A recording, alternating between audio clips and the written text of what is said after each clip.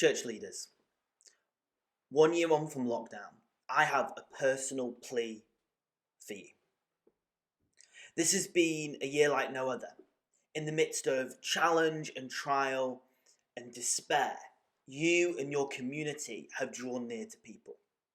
In the middle of lockdown restrictions, streaming your services was your only option. You invested time and money and energy into streaming, and you saw a reward.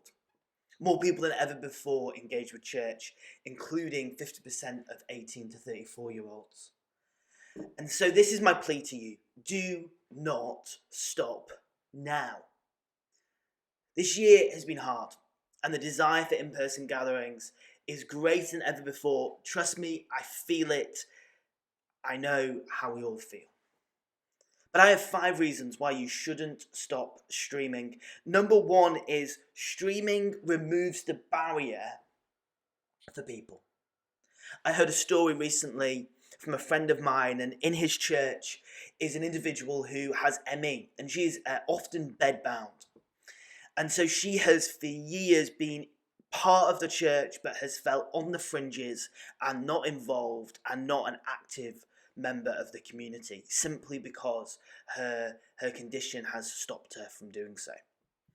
But she, every week for the past 12 months, she has been at church online. She attends 3 prayer meetings a week, often from her bed as she is bedbound. For her, streaming has removed the barrier that now she feels an active member of a church community. And I'm sure you have similar stories. It has removed the barrier for those that are unable, for whatever reason, to attend in-person meetings. It has also made it easier for people to try church out for the first time. Why would we want to take these barriers away from people? Number 2, you have built an online audience. There'll be people who maybe tried church out in June of 2020 and they have continued to watch you week in, week out, often anonymous, often unknown to you and your church as of this moment. And they are expecting every single week for your service to continue online. God has sent those people to you. They are lives that he loves. They're people that he loves. They're people that your church are made for. God has sent them to you. And by removing your online service, you might be removing the only way that they can engage with your community. Don't neglect them. Don't leave them. Continue streaming. Number 3 is you have invested money. I know this from churches we've worked with. You might have invested £200, you might have invested £2,000 and more into streaming equipment and your setup over the past 12 months. And to stop streaming now would not be stewarding that investment well. I appreciate that it may be more complicated to stream when you're meeting in person. I get it. I understand it. But do not neglect that investment. Steward that investment well. Here's my 4th reason. The future is digital. The world is going more digital. The world is going remote. People will be engaging with everything through digital platforms ever increasingly. And so as a church community, it is vital that you stay in that digital space. It is vital that you, for all the reasons and more that we've discussed today in this video, that you continue your digital service. The future is digital. It's not less. It's going more to digital platforms, not less.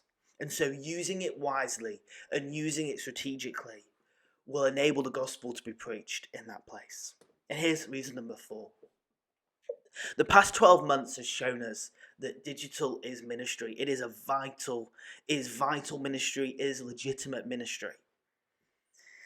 And I believe that the digital revolution is the printing press of our generation. It has transformed the way the world works, just like the printing press did. And the first thing printed on a printing press was the Bible. And it kick-started the Reformation. which has impacted all streams of Christianity and has impacted Western civilization, if not the world, from that moment. And digital is a communications revolution that is probably greater than the printing press. But the first thing on the internet was not the Bible. The church has not owned that space. In the past 12 months, the church has started to own that space in ever-increasing ways. And you have seen a reward. More people have watched church in the past 12 months than ever before. Search terms for prayer and church and faith are dramatically up. Young people have engaged with church in a way that they haven't previously. You know the testimonies of people in your church whose lives have been transformed because you went online. And if we continue doing this into the future, post-COVID, post-pandemic, post-restrictions, what can God do with that? What can happen with that? So this is my plea to you. Please do not stop streaming.